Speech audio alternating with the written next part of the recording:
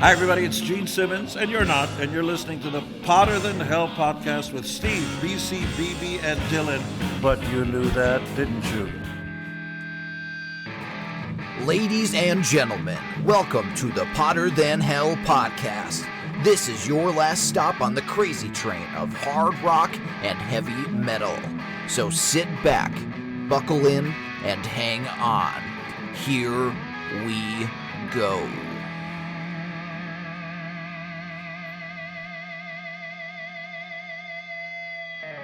Hello, Potter Than Hellions. Welcome back to the Potter Than Hell podcast. This is Brad from the Slamfest podcast, and I'm joined by just Steve this week. Steve, how's it going? It is going great. Awesome here. A nice, actually not too bad of an afternoon. It's been raining off and on and sun, but it's nice, and it's good to be here with you, talking some AC/DC, and I'm ready to roll.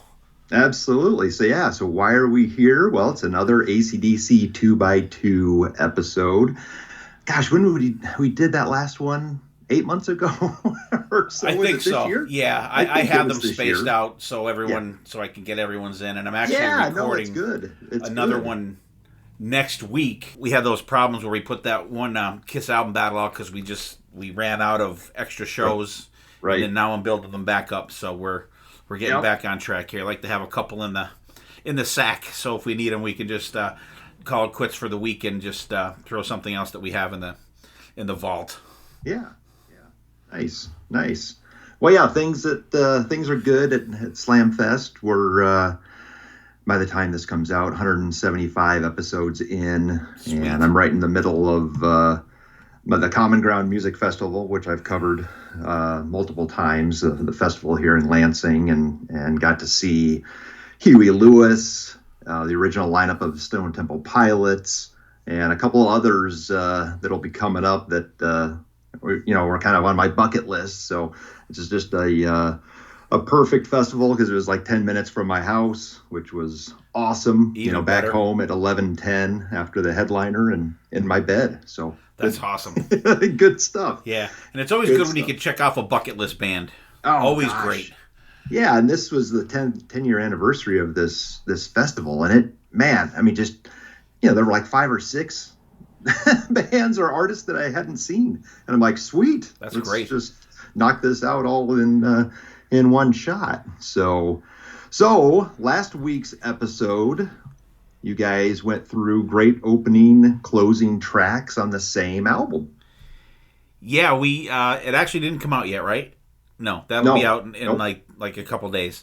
So yeah, we had a really good time on doing it. We had the whole band back together again, and we had Rob Karhukangas from Vancouver, affectionately known as Rob K from Vancouver, and he came on with us. It was the second time on the show. He's part of the Hell family now. He did an awesome job. He brought some cool albums to the table, and it was a fun episode. It was good. Everyone had something different. Of course, BC had ones that, a couple, I knew them. A couple, the other guys didn't know like all of them, but I thought it was cool. It was a topic that I had been wanting to do for a while, and I was looking to get Rob back on the show, and I'm glad he came on. He's West Coast, so we, and actually it was one of those days where we got messed up with our schedules that BC was working till 8, so we usually record earlier. So we held it up, and my wife wasn't happy that, we were so late, but, it was, I said, let's get everybody together. So I didn't give a shit. It came out great. It was great having Rob back on. And nice. Speaking of which, how about you? Can you, off the top of your head, give me an album or 2 or 3 or whatever that you think have great opening and closing tracks on the same album? Well, yeah, and you threw that out to me yesterday, and I didn't have, obviously, I didn't do a ton of research, but I just, some of the big bands that AC/DC, we've covered a couple albums, on this series. I High Voltage, I think would be on there for sure with Long Way to the Top and the title cut, closing that thing out. Van Halen, Women and Children First, which is one of my favorite Van Halen albums, and The Cradle Will Rock, and In a Simple Rhyme, which is so underrated, that deep cut there. Judas Priest, I was thinking about Priest, and I'm a big fan of Point of Entry. I know it gets kind of forgotten because it's between British Steel and Screamin', but I would put that on there. That's actually a great album. As well.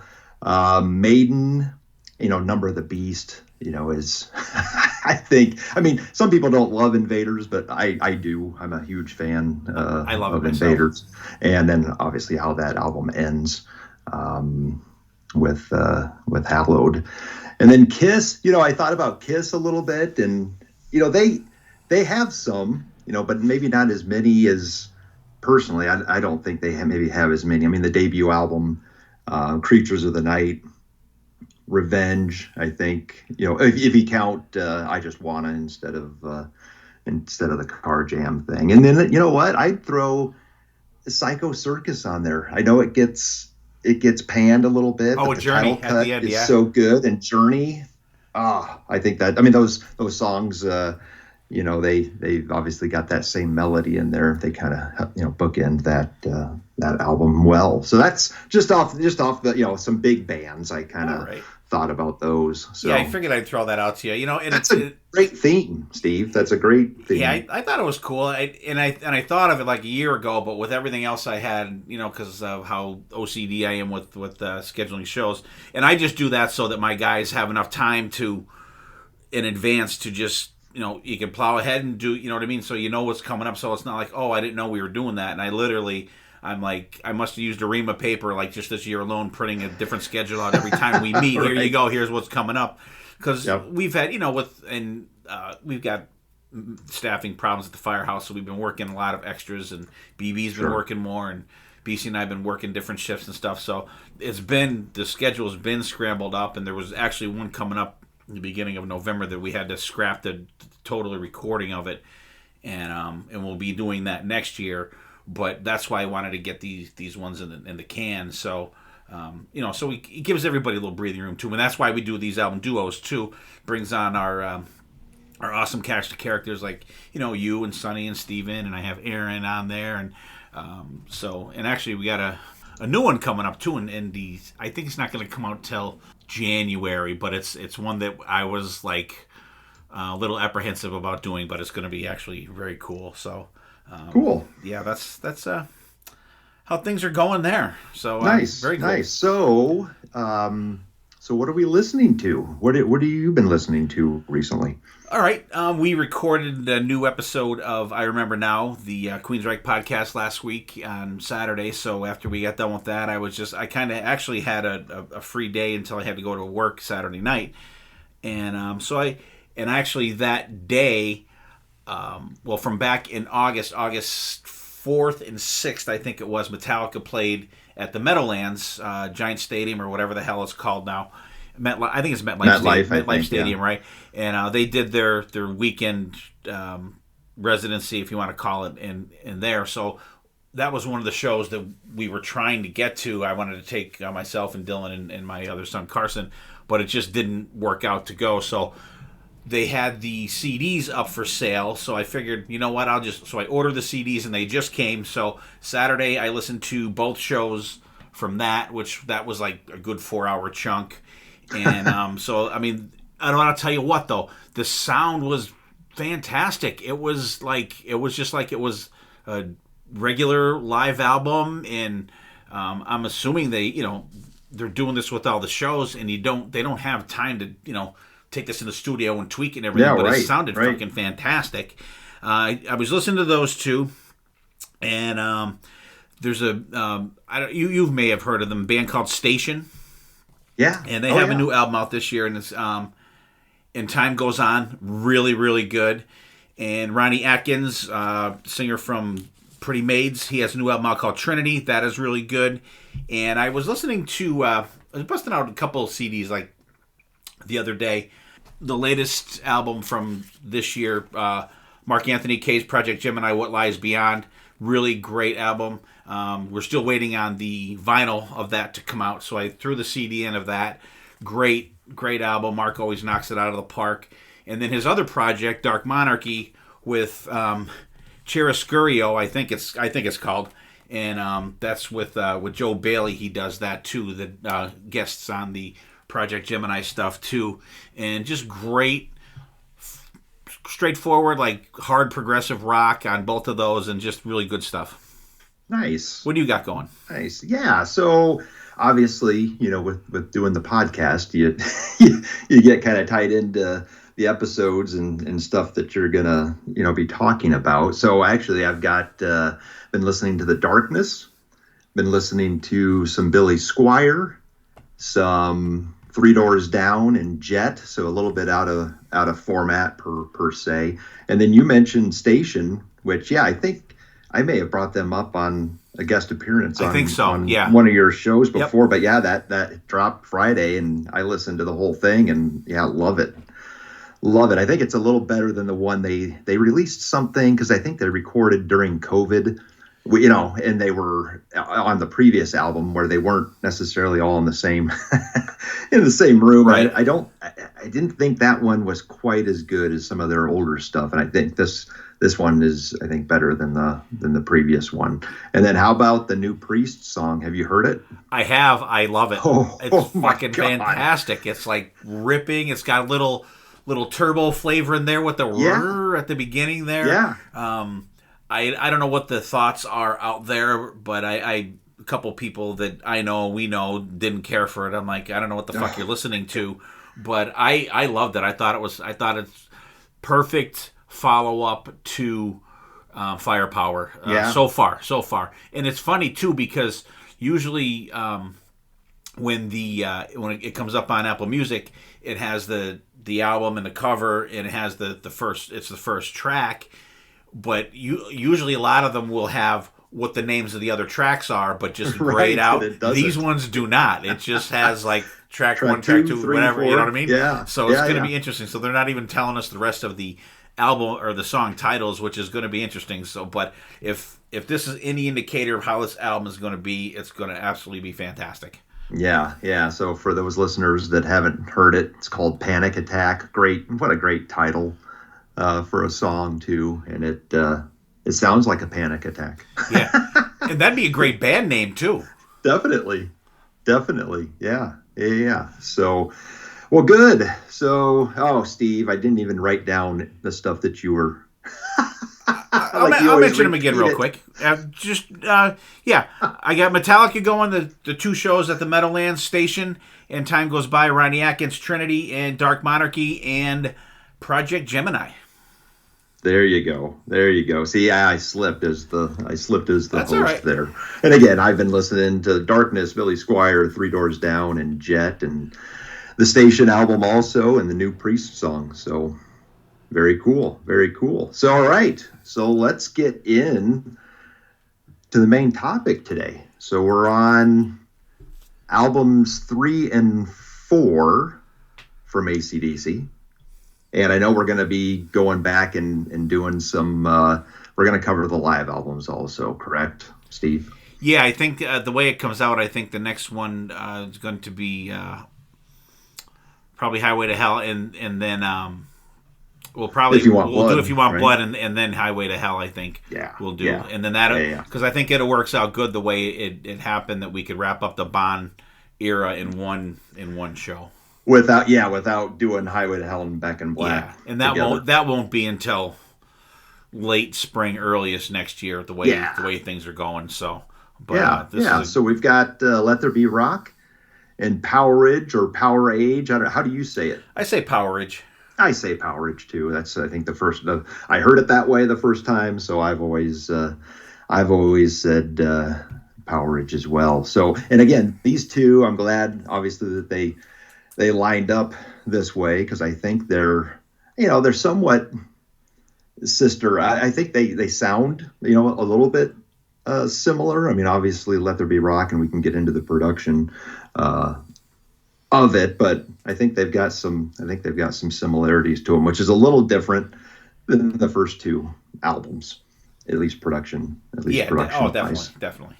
Yeah. So, but AC/DC, Let There Be Rock, and going with the the international version. Again, I think there was still a different version of of this one. You know, they had some weird stuff their catalog early on, but released March 21st, 1977, produced by Harry Vanda and George Young, charted at 154 in the States, and is certified 2 times platinum. So Bon Scott, obviously vocals, Angus Young, lead guitar, Malcolm Young, rhythm guitar, Mark Evans on bass, and Phil Rudd on drums. So this was the last album to feature Mark Evans on bass. So what do you think of the album art on this one, Steve? I think it's cool. It's the live shot of them, and the Australian version, I guess I saw a picture of that today. It's just like the neck of a guitar with like fingers, like I don't know. They kind of looks like they're superimposed, like speeding up and down the fretboard. But the cover that we got in the United States, just a live shot of those guys with like the lights kind of get darker as they go up. You can see everybody. It looks cool. And actually, if you just looked at it quick and you didn't know, you would maybe think it was a live album. Well, I did. Oh, really? Now that I always thought that it was live, and again as a kid, but I love the album cover. I mean, I just think it's, everything with the way Bon is standing there.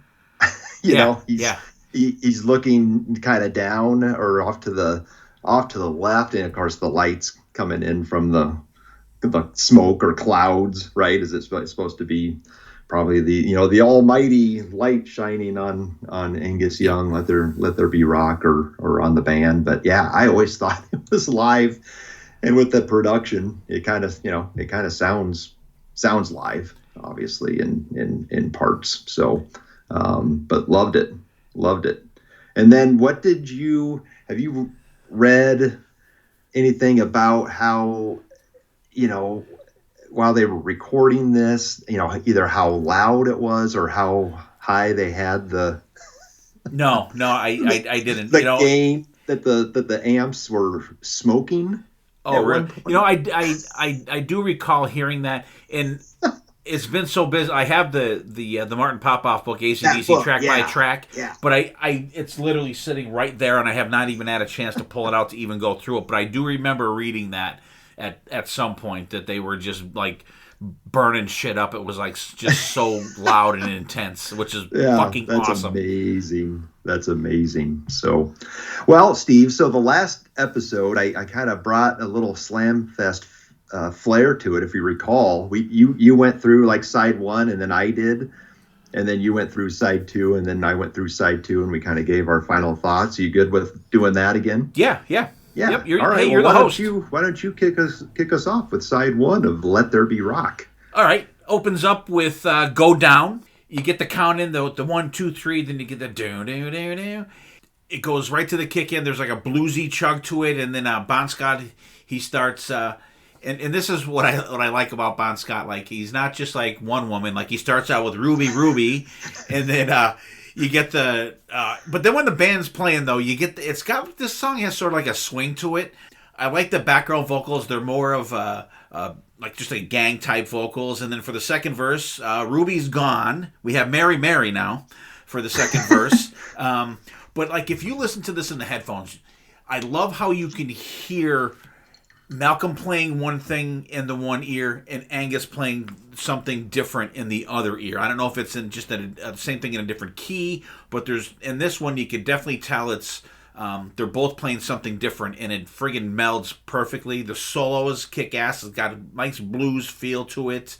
There's little squeals here and there in it. And even right off the bat, this band, and I gotta say this till I'm blue in the face, this band is just an absolute chugging machine. And these are young guys. These are guys in their early 20s, and these guys are so goddamn tight. And it does have a live feel to it. It feels like that they're just looking at one another, just banging this shit out. It goes, and then for the verse after the solo, it gets a little lower, but then you get a kind of like a call and response between Bon and Angus, and then I mean, you get that back and forth that's great, and it builds back into that pre-chorus. I think it's a great way to start the album. And then Dog Eat Dog, next song, you get that kind of tribal drum feel and that choppy guitar at the beginning. Bon seems to have a little more rasp in his voice on this one, I think. I love the solo because you get that multi-string fast picking that he does that we don't seem to get much of anymore in the new albums that came out since, like, after probably, like, Flick of the Switch or Fly on the Wall. It was mostly a lot of mid-tempo stuff with more blues-type solos, but you get that fast picking now. Very cool song. It's a short song, but it's a fun one. Let There Be Rock. Now, I'm flip-flopping whether I think that this should have been where it is or the last song, but then when we talk about the last song, I'm like, that's a friggin' great one too. But this is the, if you want to call it the highlight of the album, the title track. If you're an AC/DC fan out there and you haven't heard this one, then you're not an AC/DC fan. It's like the story of rock, and I don't know if you've seen the video. Bon Scott's like up at the pulpit and he's preaching, and it absolutely fits perfect. And this is one that I can't not see that when I hear the studio version of this. Fast rock and the it's just kills it. And I like in between the things before when it slows down and then it kicks me, that you get like the ringing and all that. Those little guitar things in there are very cool. And I like there's different solos in it. Like the first one's like choppy and cool. Band's killing it underneath. Then back to the verses, and I love how Bon does the southern accent, and if you can hear the fingers picking, this is, you know what I mean? Like you can hear him like he's like that southern guy singing that, which we know he's not, unless he's from like South Australia. I don't know how they, but I know that's not an Australian accent. So he does like a southern accent. I think it's fantastic. And then the next solo is like a more of a rock and roll type thing. I could picture Chuck Berry doing this solo, the second one. But then I love when you get that last part in the nightclub called The Shaking Hand. It was a 22 decibel rocking band. I mean, it's just like, and the music was loud, and the music was fast, and the music was loud. It's just like, the first time I heard this, I was like, oh my God, this song is like what I want to hear. This is like, I love this. Just a great driving tempo. The band is just like freaking chugging along on this one. Just an absolutely killer track. Then it goes into Bad Boy Boogie after that. Another count in we get at the beginning. Straightforward mid-tempo rocker, I think. This one's got a little more, Bon's got a little more sleaze feel for his vocals for parts of the verses. The pre-chorus is really cool. But this song has one of the coolest solo sections in an AC/DC song, the down, like that down, and the bands stop and start behind them. Then you get a build and a stop, and then he shreds. It's just like so well put together for just such young guys doing this stuff, and this is one that they kind of extend that him playing that single note and the band down behind it when they do it live. We'll talk about that when we do. If you want blood, you got it. But that is just absolutely a killer side one. Nice. Yeah. I mean, Go Down starts, the first 10 seconds, there's all that buzzing and feedback. Yeah, it takes like a minute for it to get going. It sets the stage. That song is, it's 5 minutes, but a lot of it's that intro that sets the stage. And again, I talked about this on the first episode, on the first two albums, where there's, again, that 50s rock and roll, feel to it. It's, it's okay, but I like it when they take it, kind of to the next level instead of, kind of keeping in that vein. And, again, they've always got a couple songs that kind of sound like that. It seems on most of their albums, and I tend to lean towards some of the other ones. But and the chorus is a little repetitive. Obviously, it's just the two words, kind of over and over and over. And like I mentioned, it was maybe a little bit too long. So it's okay. Not it's not my favorite song on the album. Dog Eat Dog, what a badass riff.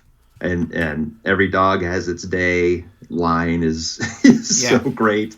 The outro backing vocals, that call and response, and of course Bon with his his woofs and howls and all that stuff. Just classic Bon Scott here. Title cut. I mean, what can you say, right? I mean, great riff. The lyrics are awesome. A live staple.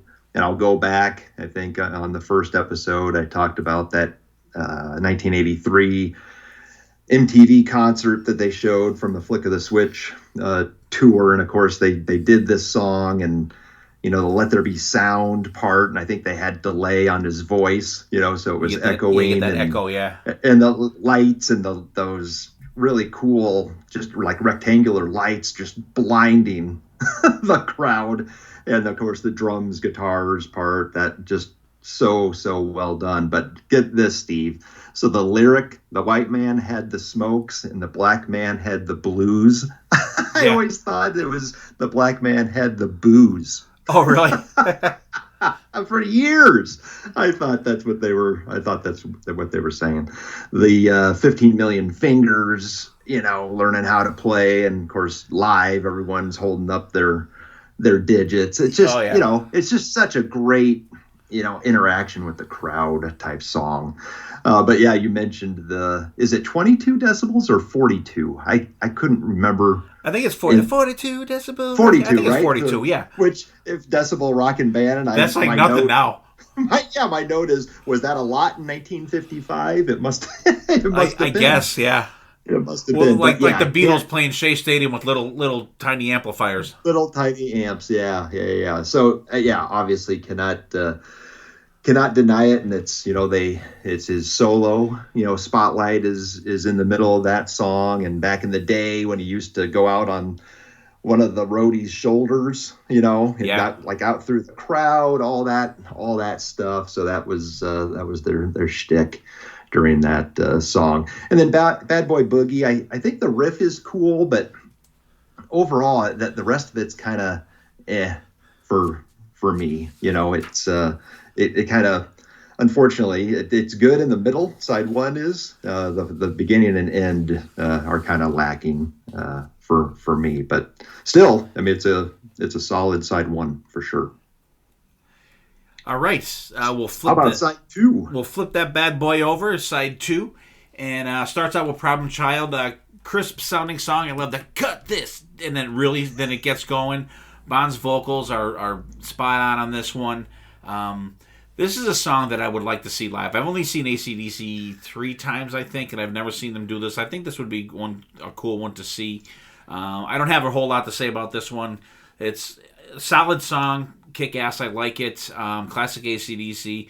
It does go on a little too long at the end, and you mentioned it before. I think one of the few problems with this album are the chorus, like it going on too long. I think on a few of the songs, and this is one of them that it just at the end I'm like, okay, we know you're a problem child and you're wild, and it goes on a little too long for me. Overdose, very cool song, but it's I like at the beginning. It's like they fuck it up. It's like they kind of mess it up and like, okay, like let's try it again, and it gets going, and it's kind of like they're feeling it out. So I think I get that that we're in the same room definite feel on this one. This one takes like a minute to get going. It's got a good build to it. His vocals have a sort of an urgency when he sings, but this song is kind of weird for me. It's got like a subtle build throughout the whole song that I get from it, and the solo is kind of convoluted. It's got like that frantic feel to it. I like it, and he totally rips it up at the end of the solo. And Bon's vocals get, if you listen to this in the headphones, the vocals get louder as it goes along. It's like, holy shit. I think this is a really good deep track. Then we get Hell Ain't a Bad Place to Be. You get that booming start at the beginning, the bass stumping right along. It's got like a choppy groove to it. Good head bobber for the verses. The solo, I like how the solo kind of like takes off and sails into this one. Typical tasteful Angus solo that fits the song. Good solid one there. We wrapped the album up with Whole Lotta Rosie. We all know this one. Once again, we get Bon Scott doing his storytelling, 42, 39, 56. You can say it, you got it. Absolutely love that. Like, everyone in the crowd is just fucking screaming that when they play it live. And then you're off to the races. And this song just rocks. Once that song gets going, it just is like full throttle right to the floor. When they play it live now, I don't know if they do it right now, but I know since the I think Razor's Edge tour, they have the big inflatable Rosie that comes up on the big of the stage. Her boobs are probably big as the first 18 rows of the show. But and the solos absolutely kill. The lead guitar and the band back and forth. Oh yeah, that is just fucking killer. Great song craftsmanship on that part. This song is friggin' air guitar heaven. This is like Tom Sawyer for guitar, I think. Even more soloing as the song plays out. That more of that fast picking that I absolutely love. And when he's just tearing that solo at the end, man, the band they're just on that friggin' freight train, just plowing along. Epic way to end the album. So, like, when I'm listening to Let There Be Rock, the song, I'm like, this should end the album. And then when I'm listening to Whole Lotta Rosie, I'm like, this definitely should end the album. So right. I think it would have been better maybe if they ended side one with Whole Lotta Let There Be Rock maybe, and then end the album with Whole Lotta Rosie. I think that may have worked out a little better. But great album, and like I said, you mentioned it first that I think some of these songs, the choruses kind of go on a little longer than they need to. That's what I got. All right, Problem Child, great riff. And is there a better opening line? I'm hot, and when I'm not, I'm cold as ice. I just love that. Love that line. Great chorus, backing vocals, underlying riff during the chorus is great. Great solo, and then the outro. All that soloing and the backing vocals. It sounds like it's just Malcolm. You know what I mean? It's that kind of yep. Just that sound of just him. I don't think Bond's not in there at all. And then I think he ends it with "My mother hates me." That line right at the very end. And then Overdose. You talked about that intro, kind of the false start, kind of are they just fiddling around and or did they mess it up and all that stuff I think is cool. Great vibe. Those arpeggiated chords, in the drum and the bass. It's just in the feedback that you hear in there. It sounds like you can hear the chain on the snare drum like rattling. It's so much distortion or just so much volume and power. I Overdosed on You. Just main riff I think is killer, and the chorus again just Bon. And AC/DC does. I mean, they've got great backing vocals, but a lot of times, especially in the Bon era, it's just Bon during the chorus, which is not a bad thing. And there's a breakdown in there where they kind of go back to the intro part in the middle. But yeah, huge fan of that song. Hell Ain't a Bad Place to Be. Yeah, you talked about. Just kind of a bombastic intro, cool riff, cool vibe to the song, and and we can talk a little bit about. We were talking before we hit record about Power Trip a little bit, but they've actually been doing this song, on the last tour that they did 8 years ago. I think they had that in the set list, so kind of cool. And then closing out with Whole Lotta Rosie. Yeah, can't deny the riff. And you talked about that kind of call and response, da part is just so good. Do you remember? So late '90s, I think they put out that Bonfire box set. Yeah. And do you remember they had a different version of this song called "Dirty Eyes"? So I don't know if that was quote unquote the demo or if it was just a different variation, but I remember that thing got radio play back in the day. I can remember our radio station here in Michigan playing that version of it which was kind of confusing, right? You'd hear it because it was almost the same song, but there was a little bit of differences. Obviously, the lyrics were different because it was titled something different, but it got airplay up here, which was which was cool. Our radio stations aren't that daring up here. No. So, but yeah, and you talked about the inflatable. Yeah, I think they're still doing that. And back in the day, because I saw them on the Blow Up Your Video tour, but I guess I don't remember. I don't remember what they did. I don't think they. You're right. I think it was the Razor's Edge tour where they started. Because I saw Blow Up Your Video tour too, and I don't recall that. I just remember Angus shooting up out of the rocket in the middle of the stage at the beginning of the show. But I don't remember any like inflatables and stuff. It was pretty basic other than that. Yeah, I think that must have started the next year. Well, yeah, they didn't pull a Kiss during Take It Off and have actual strippers on stage, or have a that'd go over really good. Had a big Rosie come out on stage. You think a live Rosie? Steel Panther doing a live version of Fat Girl. Right.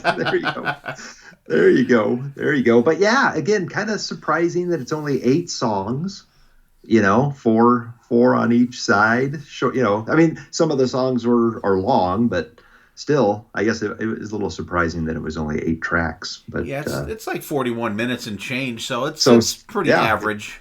Yeah, for sure. But yeah, overall, thoughts on the album? Yeah, I like it. I remember when I first got it, and it still hits the turntable a couple times a year here at the 62. And like I said, my only problem is a couple of the choruses are just a little long in the tooth. If they were a more involved, thing like go down, like 100 times is like, dog eat dog like 1,000 times. If they could have knocked that down a little bit, but I mean, it's a quick listen. It's a good listen. There's there's ones that I like better than the others on there, but there's nothing I'll skip. This won't be an album that I'll get up and move the needle. So I'll just let it play through. And actually, because I was listening to it the last couple days, and in my headphones, and it just, when Whole Lot of Rosie gets over, and it starts to play again, it gets like To Let There Be Rock. I'm like, holy shit, it's playing again. You know what I mean? Because it's just just keeps going. But I this has been a staple for me since it came out. I really like this album. I think it's very solid. Yeah, absolutely. And production. It's just got fantastic. That live feel, and it, man, oh man. I mean, the songs just they all pretty much kick you in the face with that production, and some great stuff, and obviously some live staples come from it. So solid third album from the Thunder from Down Under. Right, and before anyone gets all excited and stuff, we're doing how the albums came out in the United States. Yes, because the way that they came out in Australia with early stuff, and because we've already we did Dirty Deeds Done Dirt Cheap, but that didn't come out till later in the United States. But we kind of dropped it in where it would belong in the catalog for the States. Yeah. And now onto the gem song of the week. So, Steve, as I did with the first episode, we are going to go with another band heavily influenced by AC/DC. I think the last one I threw out that supergroup. Yep. It Takes Balls. I think that was the song that I chose before. So this is another unknown band, but it is available on streaming. And the band name is Apostrophe 77. So in other words, 1977. And the song is the title track off of their High Decibels album. Check it out.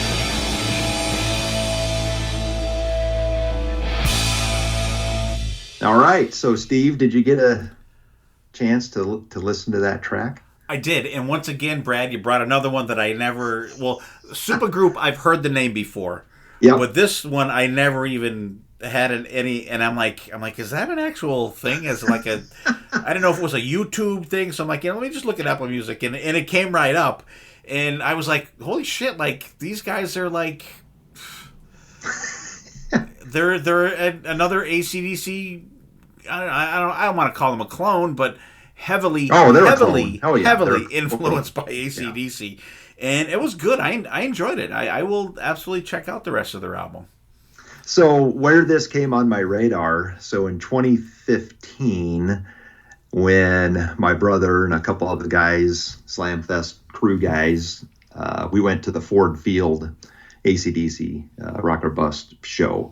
And so leading up to that, I was like, all right, what's my theme going to be for pre-gaming? And I'm like, I'm going to find, AC/DC sound alike bands, not just the obvious ones, that everyone's heard of, but I'm going to do a deep dive and see what I can find. And this was one of them. And I'm like, holy crap, this song sounds like it came right off of Powerage.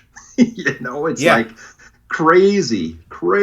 And so actually my brother he's got all kinds of playlists where he's done a deep dive on. There's just a million of these, Steve, of these bands. Oh, there's got to be, yeah. Yeah, that nobody's ever heard of, and they're just, he's ordered CDs online from them and all this stuff. So I've got some more of these that I'll introduce you keep them in your pocket over the episodes as we move forward. So how about a hidden gem from you, Steve? All right, and speaking of AC/DC clone-like bands, I'm going to these guys are a little more well-known than 1977, or whatever you want to call them. Whatever. I'm going with Airborne, my favorite song from the Runnin' Wild album, What's Eatin' You. Absolutely love this song. It's like just so dirty and heavy and just rocks, and it's absolutely fantastic. And I love Airborne. I think they're fantastic. I think that I've always said that these guys are playing the harder, like faster stuff that AC/DC stopped doing after the, Fly on the Wall and Flick of the Switch era, once you got into like Ball Breaker and, all those albums after that. I think that these guys kind of picked up the mantle doing the faster stuff that AC/DC kind of really put on the shelf other than playing it live. So Airborne, What's Eatin' You from Runnin' Wild. So that was 2008, I think, right? Is that when that album came out? I think so. So when you texted me that, and I told you that it's probably my favorite Airborne song. So let's see, my daughter would have been 5 at the time, and we had this tradition after bath time, get to come downstairs and Dad would play a song, and I'd hold her and and swing her around and all this stuff, and somehow I threw this on. Oh, jeez. And she absolutely loved it. I mean, obviously not understanding any of that, but just the vibe and the backing, just all of it. It's just such a fun song, but great pick. Yeah, 2007 that came out. 2007. Okay, so she was 4. So anyway, that's a fun memory for me. Awesome. So hidden gem for me. So I went with again, kind of sticking with the AC/DC theme a little bit on albums that have an AC/DC vibe to it. So Kix's actual last album, Show Business, which I released in '95, and again often forgotten, 6th album from them, because things had obviously changed in the industry by the time this came out. I think it was like 4 years after Hotwire, but Ball Baby, 911, Fireballs, Baby Time Bomb, Put My Money Where Your Mouth Is, and She Loves Me Not. That has a big balls riff to it, but all of those songs have kind of an AC/DC feel, which Kix, they always had songs that, had some riffs, and he occasionally, I think, sounded like Bon Scott at at times. But if you haven't listened to that album, it's going to be tough because I don't think it's available on streaming. It's not. And and I don't know if you can even, I mean, you might be able to hear some of it on YouTube, but I'm not even sure if it's out, can you get it on, you can probably get them used. You can probably get it on eBay, yeah. On eBay or something. But I always liked that album. I mean, thought it was good. It's maybe not, I think you and I had a conversation about Funny Money when I had you on that episode, that the first Funny Money album, that might have been better than than this as the last Kicks album. But but still, it's got some cool stuff on it. So when check that out if you can find it. When they came back out, remember they were on the hiatus for however long, and they came back out and we saw them, and they did Fireballs from that. Oh, nice. Yeah. It was we're like, me and BC were like, holy shit, it's all from Show Business. Wow. Nice. All right. Well, let's get on to the second album that we're going to talk about. So Power Age, and we already determined that we're both Power Age people versus Power Age people with the album title. But released May 25th, 1978, produced by Harry Vanda and George Young. Charted at 133 in the States and is certified 1 times platinum. So same cast of characters, except they've got a new bass player. So welcome Cliff Williams to the band. So what's your history overall on this one? This is one that I was not aware of until later in my AC/DC fandom, and I'll save that until side 2 because that kind of it goes hand in hand. Plays into it. We're going to talk into it, but it's one that I wasn't aware of until later. I had Let There Be Rock before this. I had High Voltage. I had obviously Back in Black, and For Those About to Rock, and Highway to Hell. I had all these ones before I was even really aware of this album, and I'll tell you how I was able to get into it when we do side 2. Yeah. So same thing. It, in the mid 80s at some point, my brother, had made a mixtape, for me because he obviously had all the albums. And of course there was only one song taken from this, and it was Sin City, that he put on there. So listen to this a little bit for me, Steve, okay. I feel like there are albums from bands that diehard fans kind of go to as their favorites. And what I mean by this is, if you ask most Kiss fans, if you ask them what their favorite album is, I think a lot of diehards go to Rock and Roll Over. I just think they do, right? Yep. If you ask Van Halen fans, diehard fans, what their favorite album is, a lot of them go to Fair Warning. Mm-hmm. If you go now, and I'm just going to insert these because I feel this is true, but like original Ozzy era Sabbath, I think an album that, well, I think some diehard fans might go to Volume 4.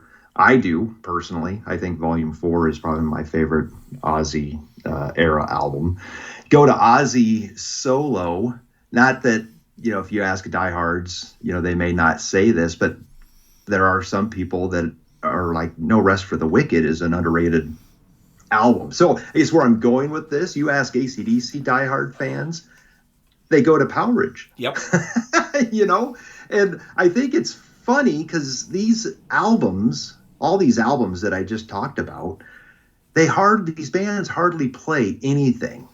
They mostly ignore them. The stuff that's on them. Ignore them, yep. Right? And I'm like, what is the deal? What's the deal with these albums that the diehard fans seem to love, but the bands seem to ignore? And again, these albums don't necessarily have, they don't have a lot of hits on them, which might be part of the reason why you didn't get into it, just weren't exposed to it until later. And I think too, same thing with me. I don't, for years, if I looked at this album, and I saw Sin City on there, but I just don't recognize the other songs because they didn't play them live. And, you never heard them. And look at it this way too. Take Blizzard of Oz. You've heard I Don't Know. You've heard Crazy Train a million times. You've heard Goodbye to Romance a million times. AC/DC, go to, cherry pick a couple songs from Highway to Hell, from High Voltage, from Let There Be Rock. There's songs that and like you said, that they play. So you may have some fatigue from them, but you get an album like Powerage and like Fair Warning, it sounds like, okay, I don't hear, Dirty Movies a million times. I don't hear One Foot Out the Door ever. Right. So I think that may have a lot to do with it too, with the fatigue factor, especially for, I hate to say real fans, but because what is a real fan? But what I mean, right. Fans that enjoy the deeper stuff, and I think that may be some of the why that is, and I totally agree with you, and I mean, Van Halen 2 is my go-to, except for Women in Love, but right, But I definitely get what you mean, and this in AC/DC Powerage, and it's funny too because I will go to Powerage before I will go to Highway to Hell, but there's a couple on this one that I'm not a huge fan of, but there's one or two that I despise on Highway to Hell. So. And we'll talk about that when we do the next stay one. tuned. But, stay tuned. You know what I mean? There's some of my go-to songs on this album, and we'll get into it. Yeah. So do you want to take the first 4 tracks? Yeah, let's go. Yeah. Kicks out, and actually this album is actually shorter than Let There Be Rock. This one is 39 minutes and 47 seconds. And like you said, produced by Harry Vanda and George Young. Came out on the April 28th, 1978 in Australia, and May 25th of 78 in the United States. Yes. Kicks off with Rock and Roll Damnation. You get that, you get that right off the bat, some thumping bass, and you get that ringing guitar. It sounds friggin' cool. The kick in is fantastic, and that's clapping in the song. Yeah. And but it fits cool. I'm like that's clapping in there. That sounds cool. Great driving feel. Awesome Bon Scott vocals on this one. On the day I was born, the rain came down. Friggin' fantastic. Excellent chorus. The background vocals. I love the Rock and Roll Damnation. Absolutely great. These guys are just so tight at this point, and especially after the last album. Get a little slowed down for some bass and drums, sort of a call and response with the band. More of a rock and roll type solo for Angus. And I like when it's bouncing da-na-na-na, and then you get Damnation, and then he sings a little more, then you get the band. I love that back and forth. Great start to the album. Down Payment Blues. I think this is the longest song on the album, if I'm not mistaken. Slow build on this one. I like the bass sound on it. It's got a mid-tempo feel on it. The band goes down in volume a little bit when the verse starts. Another song about being broke. That they had a ton of them on the first two. Right. And I always thought they said Down Baby Blues. I always thought that's what they were singing. Oh, yeah, I can hear that. Yeah. Angus pulls off another cool solo. Not a top song for me. It's not a skipper. It's got a little bluesy fade out. Give Me a Bullet. Thumping start. There's some dirty guitar tones from Angus and Malcolm, but I find this song boring. This is one that I'm like, it's very, very close to being a skipper for me. I just, I'm like, nah, not really. But then we get into the last song on side one, Riff Raff. Killer build on this song. Just I love it. The kick in, this. Oh my god, my head just comes off my shoulders when they start playing that. It's like my favorite type when they do the fast stuff. Comes down a little bit for the verses. The lead riff is fantastic. The solo rips it up. Angus just tears it up on this song once again. I love it when it's just Angus playing the chords and it builds back into the verse. Just a great, great track. Love this one. Awesome end to side one. Nice, nice. Yeah. So Rock and Roll Damnation. Yeah, you mentioned the intro is very cool. Kicks into a combination of kind of that old school 50s rock, but then, with what AC/DC does. So I like this opener better than the opener on Let There Be Rock. And yeah, you talked about the chorus, the Rock and Roll Damnation, Ma's old whipping boy. Love that line. And then the breakdown, kind of go back to the intro and then into the backing damnations, and Bond's got those great interjections in there, and I think he throws just a bundle of joy line in there again, just classic Bond. Down payment blues. Yeah, so down again, baby blues. Yeah, more blue collar content, like you talked about, just being working and being broke all the time. Great guitar riff intro, kind of a mellow muted riff into the raunchy riff throughout the whole song, which is cool. Chorus again, just Bond, no backing vocals. I got holes in my shoes, and I'm way overdue. Very cool, very cool. And then something in like verse 3, like that he can't even feed his cat or something. Doesn't he? Yeah, there's like line is in there, right? It's a weird something in there. And then you mentioned that. I thought that outro, that slowed down bluesy, I was like, what is this? I always thought that was a little odd that they tacked that on the end. It just seems like it's kind of like it doesn't fit. Yeah, exactly. Give Me a Bullet. Yeah, a cool riff, lots of space, but yeah, the chorus. Yeah, there's nothing that's real memorable here. I agree with you, and there's no solo. No, there's no solo in this song. It's like, what? That doesn't make any sense. But anyway, I think Bond's interjections I think are cool.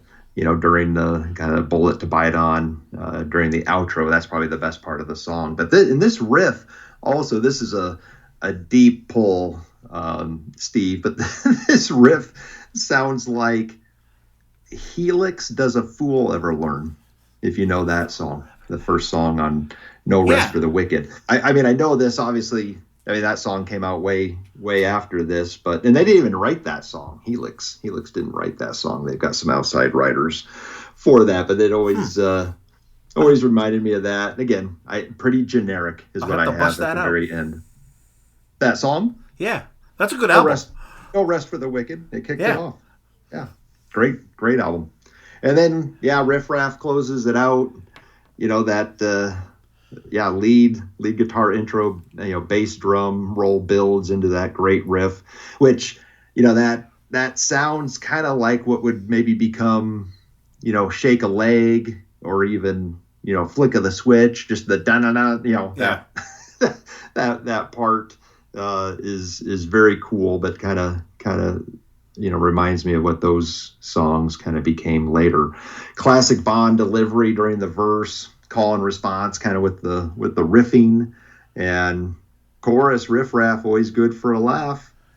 Absolutely. Go on, laugh yourself in half. Just cool lyrics as usual with Bon Scott. So cool way to end the album. So I think we're kind of on the same page. It starts off good with the 1-2, and then kind of a little bit of a dip there, and then but closes out well. And then we move on to side 2. All right, side 2, and here's where my Powerage story begins. I had never heard this album before. I knew Rock and Roll Damnation, and I knew actually this is the only song that's on. Riff Raff's the only song that's on. Riff Raff and Rock and Roll Damnation. I knew those two songs from If You Want Blood, You Got It, but I didn't know anything else on this album. I didn't know this album existed, and I was listening to when they did the US Festival in 1983. They had a big, I want to say it was like Memorial Day weekend or Labor Day weekend or something. They did a huge radio special all day I was like taping the whole thing and listening to it, and they did a backstage thing with Van Halen, and they had each guy in Van Halen pick out a couple songs to play to like for the radio show. And like if you go in like Neil Monk's book or Neil, I don't know if it's Neil, their manager, the book he put out, and you've heard a bunch of stories about it, that these guys were just fucking polluted doing this US festival, and they were paid $1 million to play the show, which a lot of people don't know that David Bowie was also paid that much money to play the show as well. The day before, it was the day before, or day after, but they were doing this radio show. Michael Anthony, it was his turn to do things, and he played, I don't know, some Blue Cheer song. I'm like, that sucks. But then he said, "Oh, here's my favorite AC/DC song," and I'm like, "Okay, cool. What's this going to be?" And it was Sin City, and I never heard it before. And I was absolutely blown away. And now, 1983, you can't pick up your phone and look up a song that you want to look up and shit. And I'm like, what is this song Where is it? from? What is this from? And I've said it before. My older brother, he was not a musical influence on me like a lot of other kids. Their older brothers would bring albums home and stuff like that. I was the one in our house bringing albums home, and so like I had very little resources to go to besides it was me and Rob and my buddy Chris. We were pretty much the rockers in our area and group and stuff like that. And then we eventually branched out with other people, but like none of us knew this. I'm like, what is this? I need to find this song. So like, we do our weekly record thing. We'd go, and I finally found it. I'm like, there's the song. So like, I'm like, if that album, if I had $50 on me in 1983, which I'm sure I didn't, I would have paid it just to hear this goddamn song. But absolutely fantastic song. Still one of my favorite tracks from AC/DC. Such a heavy groove to it. I love the bass and the hi-hat work for the spoken word part. It's great. The lighters and snakes. Just, it's so cool, well written, well crafted song. Absolutely killer. This is one. It makes you want to do a Sonny Pooney, jump in your car and drive to goddamn Las Vegas. And it kicks back up, and oh my god, this song is just absolutely fantastic. And it's not like a total fast rocker. It's just like more like a groove feel type song, but it's just fantastic. Love it. Then, unfortunately, we go to What's Next to the Moon Next. It's got a thumping start. But this is where it takes a downturn for me. I like the verses. I like the verses a lot. I hate it. I want to slit my throat or block my ears when you get the "It's your love that I want." It's your that is just like crumbling up and chewing styrofoam to me. I fucking hate it. The solo section is it's all right, but when they all sing after the solo, I love that part. I think it's fantastic. But then it goes back to that shitty part again. It's a love that I want. I'm like, that just totally ruins the song for me. I'm like, oh man, it just kills me. Then, however, we take an upturn once again for Gone Shootin' is next. I love this one. This has such a chill feel to it. It's a fun groove. This is one I could picture the band playing in some shitty dive bar, end of the night. Everyone's got a cigarette going and a beer and a shot. Just top 10 AC/DC song for me. Fun. Listen to the bass during the solo. It's just got that bluesy killer thing to it. Cliff Williams is walking his bass all over the place in this one. The solo is fantastic. I love when bands do killer solos like that on like a slower, more bluesy type thing. Absolutely fantastic. And sometime either in the late 90s, I want to say it's probably mid 2000s, AC/DC did a show on VH1, and they were like live in the studio, and they did this with Brian Johnson. It is absolutely fantastic. So look that up on YouTube. It's killer. Then the last two tracks, Up to My Neck in You, more dirty guitar sound. This one's got a good pace to it, and I love it when Bond sings almost to like a yelling register on this song. Yeah, fun rocking song. I love when he gets that upper register, and the cadence that he sings that is great. The solo's not crazy, but it's a good right in the pocket, good rocker song, especially after What's Next to the Moon That Sucks. and then Gone Shooting has kind of got that chill feel to it. Then, Up to My Neck in You kind of starts ramping it up a little bit, and then you get kicked in the teeth again. You absolutely get kicked in the teeth with this song. Two-faced one with a two-faced lies. He sings the down, down, down, down. And man, when this song kicks in, your head just explodes. Down, down, down, down, down, down, down. Absolutely love it. This is killer solo. He's got a little bit of that fast picking that I like. More stop and start at the end with the leads in there. Then it rips before going back into the verse. Fun rocker. Killer way to end this album. Love it. Nice.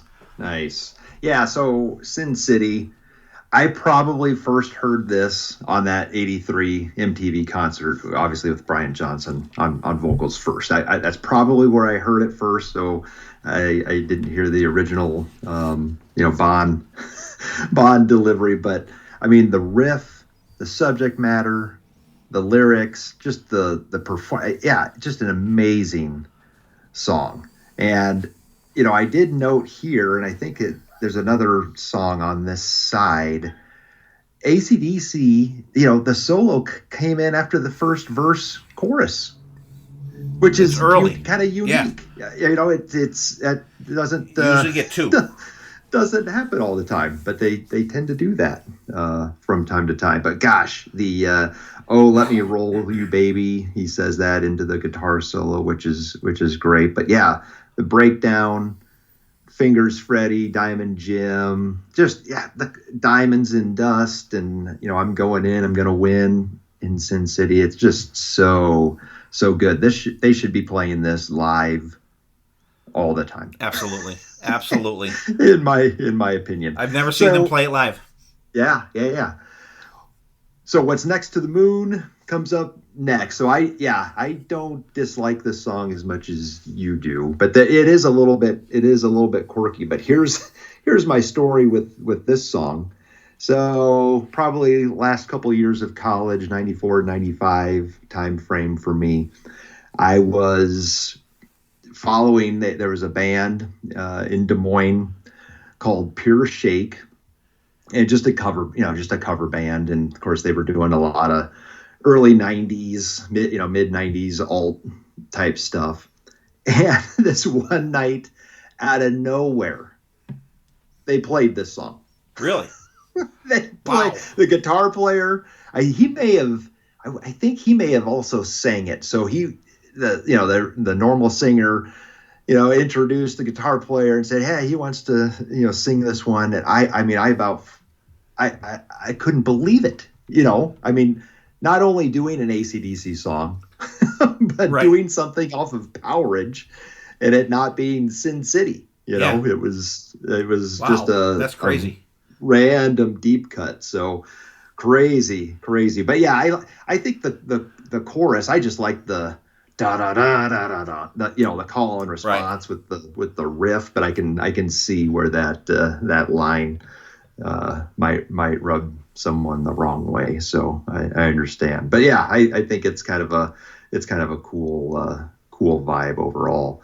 Gone Shooting, mid-tempo, mellower vibe, but cool groove to it. And again, just Bond in the chorus, and I always got to bring up some of the lyrics are just so good. Verse 2 in there, wrapped herself around like a second skin.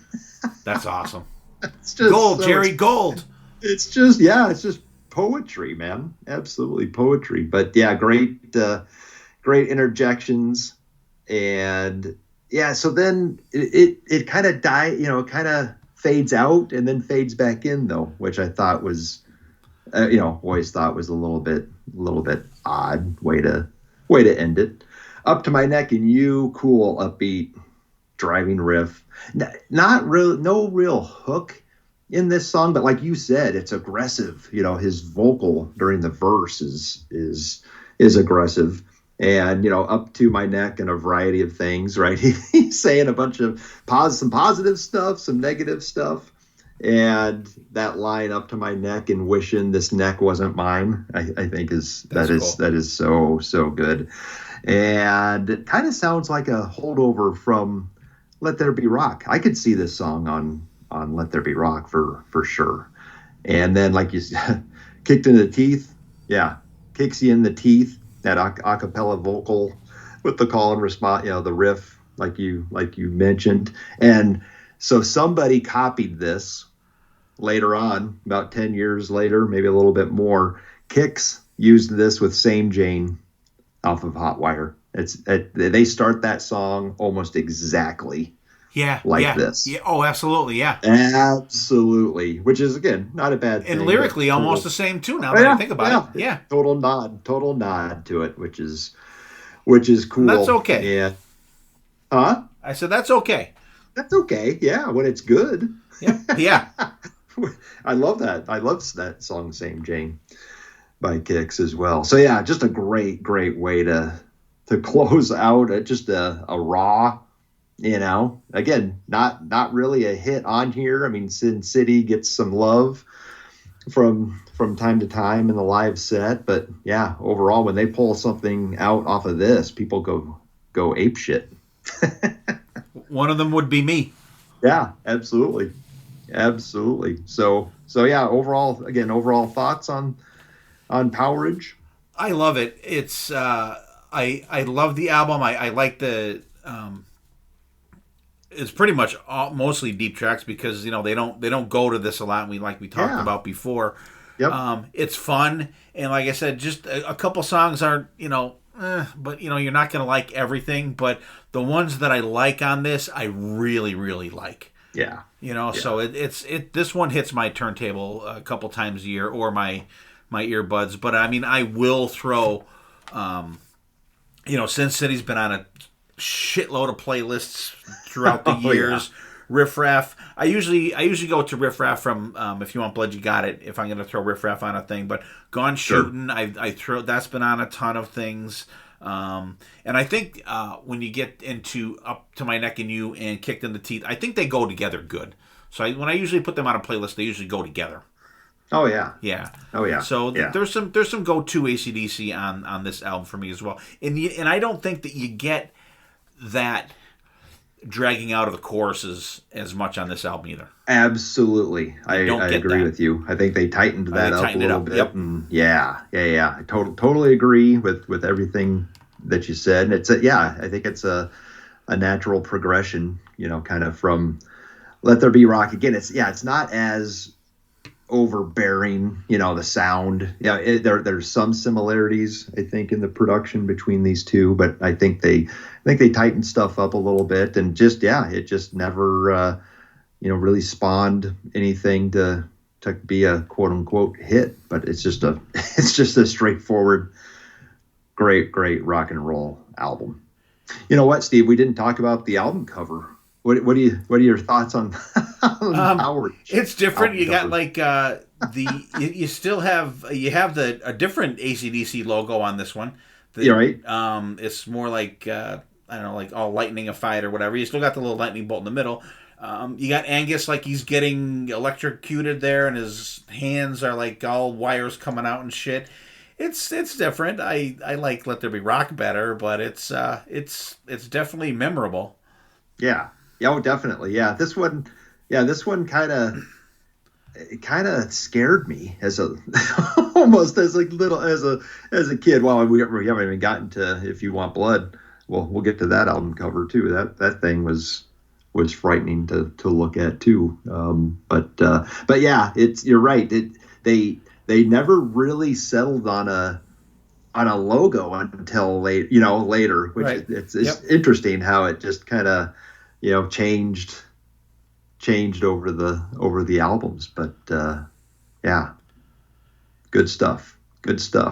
All right, so we're not quite done. We're going to give the people a little bit of a bonus here, aren't we, Steve? We are, absolutely.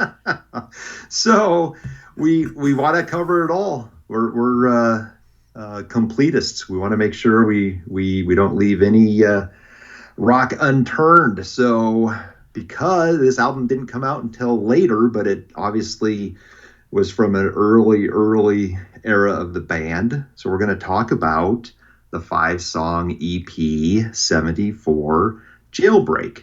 So officially released October 19th, 1984.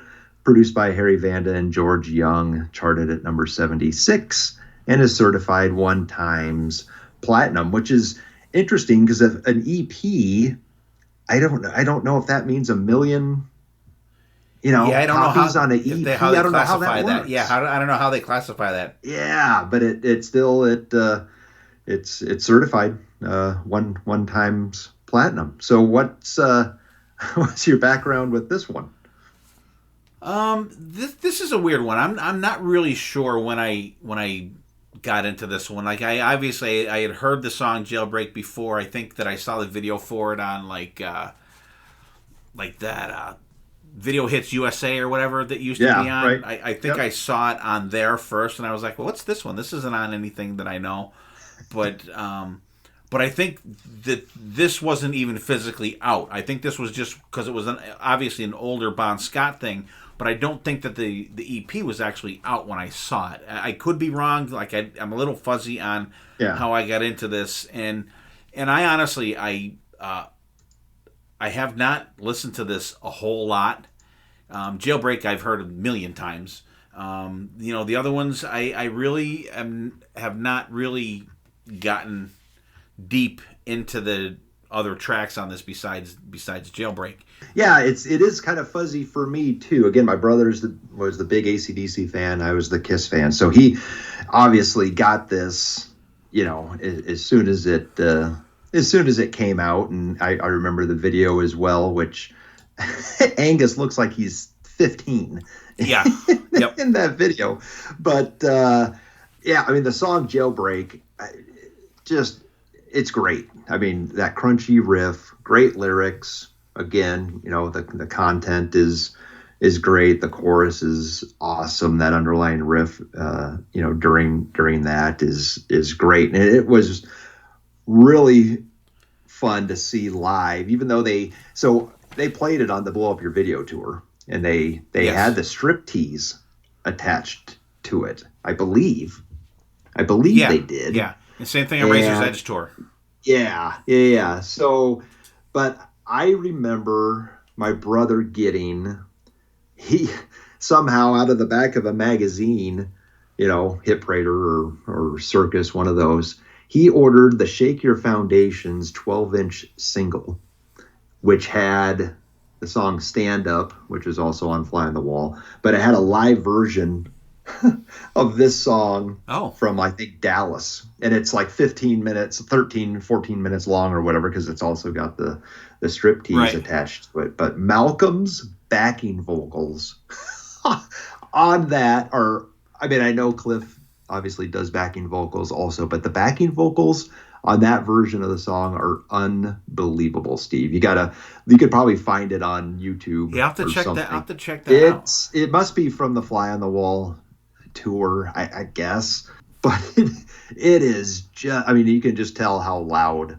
The riff, it just sounds like it's just blaring wherever they Reunion Arena or whatever that's called in Dallas. But check it out if you can find it. It's very, very cool. You Ain't Got a Hold on Me. Not a huge fan of this one. Doesn't really sound like AC/DC at all. It maybe at the end of the day, it's not a bad song. It's just not something I would expect from them at all. Show Business, so old school blues riff, verse, call and response. With that bluesy riff, the chorus. Again, call and response, Show Business with the backing vocals. So some classic Malcolm in there. Again, it's got that kind of the old school bluesy riff, 50s feel or whatever that I'm not always a huge fan of. Soul Stripper. So very cool song overall. It's too long. And it's got, again, kind of blaming the intro is cool, but it adds like 2 minutes, I think, before they even kick into the verse. But there's some cool stuff in there, some cool bass line, power chords, and some soloing. But that part's too long.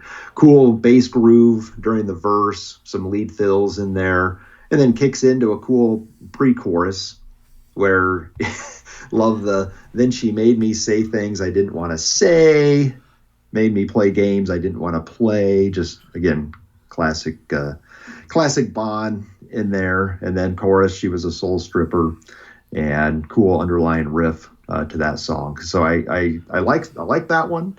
And then Baby Please Don't Go, which everyone, Big Joe Williams cover, traditional blues cover. They do a fine job with it, but it's a cover, and I think Aerosmith's done it live, I think, or there's other people that have done this song before. My guess is they obviously probably played it during their set back in the day and decided to throw a version on here. So again, overall, Jailbreak and Soul Stripper are my highlights off of this thing. Yeah, like I said, I gave you my history with this, so I won't even get back into that one. Jailbreak, this is one of my favorite AC/DC songs. I absolutely love this song. There was a friend of mine I murdered. I love that. When the judges gave him 16 years in hell. Kicks in. I absolutely love it. I love the groove on this one. We're back to Mark Evans on bass because this was recorded. This song was recorded in '74. Listen to the kick-ass riff, the chorus. Oh my God, absolutely killer. Steady, solid drumming in this one. The middle part with the spoken word is really cool, and you get the little guitar parts where the like the gunfire and all that shit. And I love it. He made it out with the bullet in his back, and then you get the jail. Oh my God, it sends shivers down my spine. I absolutely love it. You Ain't Got a Hold on Me. I'm not really a fan of this one. It's too poppy for AC/DC. I'm not a fan of the chorus overall. The drum fills are dull, even though you don't get a whole bunch of them from Phil Rudd to begin with. Even the solo is okay. This song is just I'm good. I would skip this one. Show Business, more of tempo. The guys are rocking a little more. Stop and start for the verse. I think I could see this another Smokey Bar song with them playing it at the end of the night. Fun song. The solo's bluesy. Lots of soloing at the end. Soul Stripper. This one's a long one, which I don't mind. The bass is out front. You even got some bongos in there, Brad. Yeah, and some other percussion as well. A little, I don't know if it's a wood block or a little chime or something going on there too. Cool soloing at the beginning. But what you didn't mention is we get Malcolm playing some soloing on this song. Oh, yeah. I don't think I knew that. Yeah, when you listen to it, and it goes back and forth at the end, Malcolm is soloing in here too. There's a back and forth with him and Angus soloing, which I don't think you get that again. Ever. No. I was like, why does this sound so different than I was reading up on? I'm like, Malcolm is playing some leads on this one. That's fucking awesome. Nice. This was my surprise song of the whole thing here. Yeah. I think it's awesome. I love it. And Baby Please Don't Go, blues standard. Everyone and their uncle's done it. I think there's even a version of it on Double Live Gonzo from Nugent. Oh, yeah. Right. And that's pretty much the one that I know the most. It's okay. I like their spin on it. I like the one part where it just comes to a complete stop. Yeah. And then it comes back with the bass and the drums and the clapping. I think that's a really cool, interesting spin on the song, which I don't mind this one either. I wouldn't skip this one, but I would absolutely be skipping You Ain't Got a Hold on Me. That and Ride to the Moon or whatever the fuck that other one is. Those two songs can piss off as far as I'm concerned.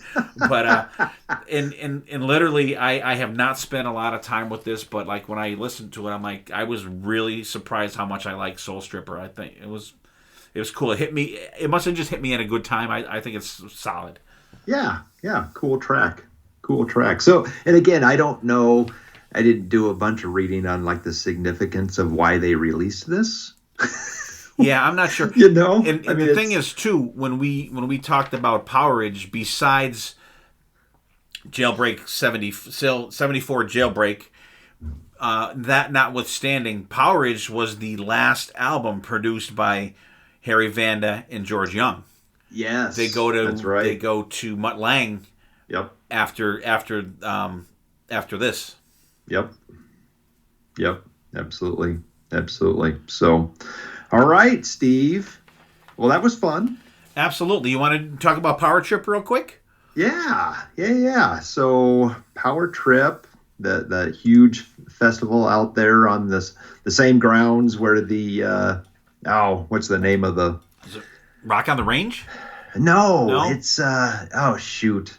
I can't think of the name of the other one out there in the desert that it's not a rock one. It's like very eclectic festival out there that on the same grounds the Power Trip was on, but I can't think of the name of it is slipping me right now. But first weekend in October, AC/DC with Judas Priest.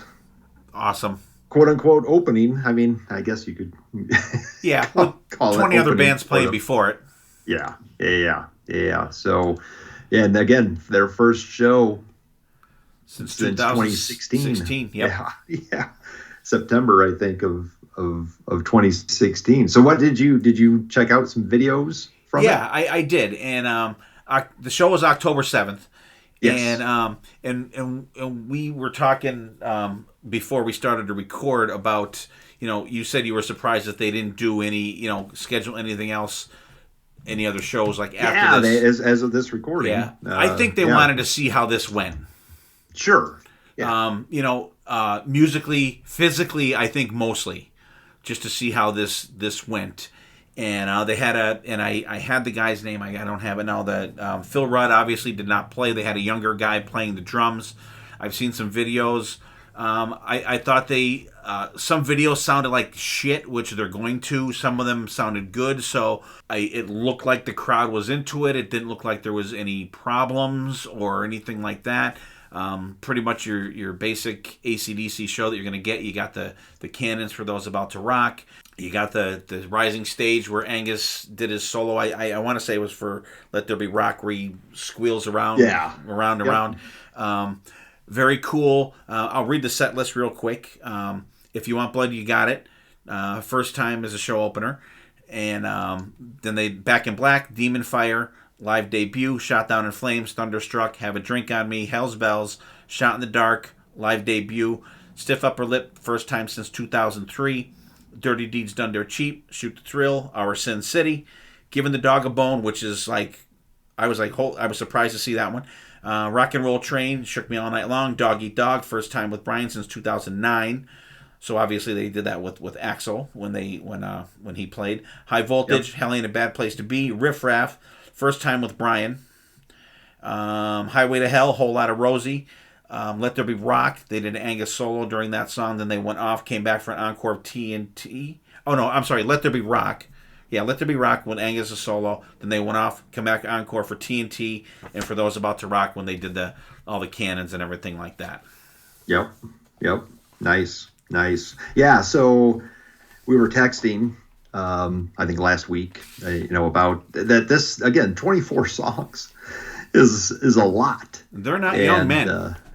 Yeah, no, exactly. So this set was very similar to I mentioned on the first episode we did of this, Steve, that I saw the Axl DC version, right? So at the Palace of Auburn Hills outside of Detroit.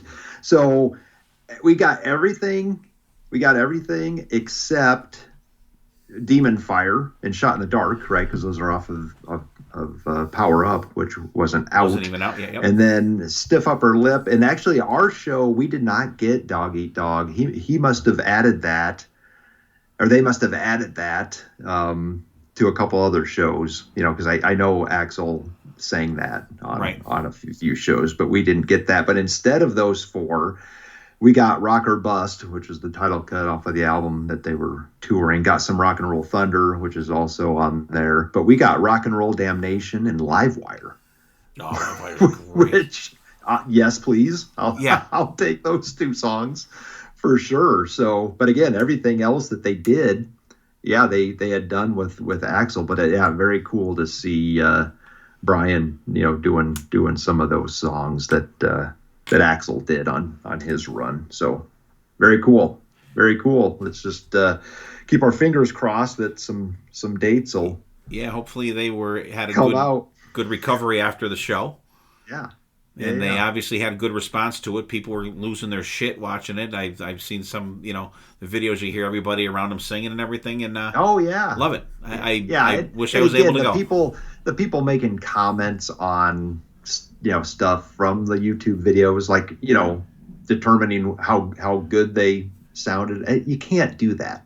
You can't base that off of a video. I don't care how good the technology is these days with the phones and everything. You cannot make a judgment on how something sounds. You can't duplicate the energy.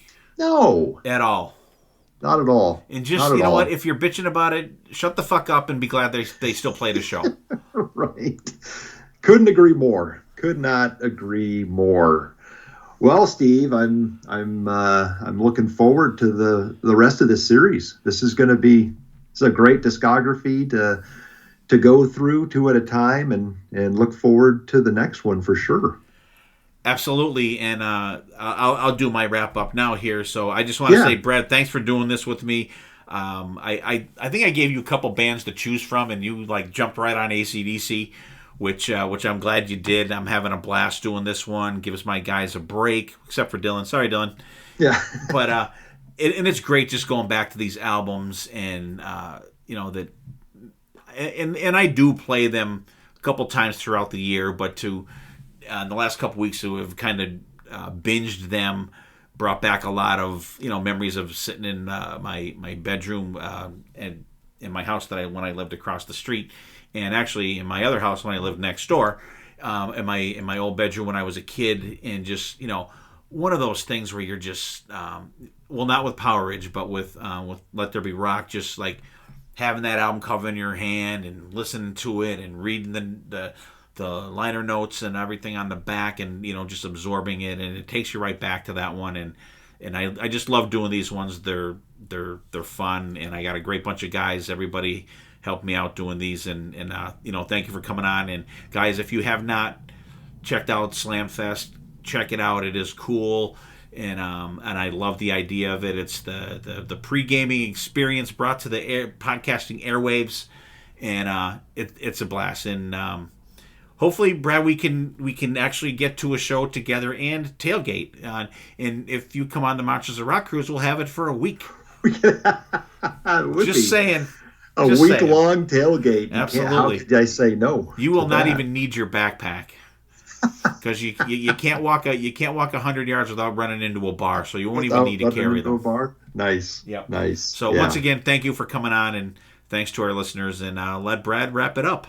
Yeah, thanks again, Steve, for including me in this. And again, it's gonna stretch out, but it's good because proactively listening to these albums, like you said, you listen to them a couple times a year, but actually, putting the headphones on and really listening to this stuff and going back to them is such a great idea, and I appreciate the invite. And as I said, look forward to the future episodes as well. But Slamfest, we're chugging along, and we come out Thursday mornings normally, and unless I see a show and I need some extra time, we might come out on Friday, but normally a Thursday release on Apple Podcasts and Stitcher specifically. And I do some solo shows, I do some shows with obviously other podcasters, and then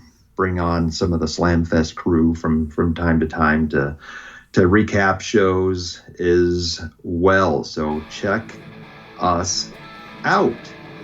And as I always have wanted to say on the first episode, we'll see you next time, and there will definitely be a next time.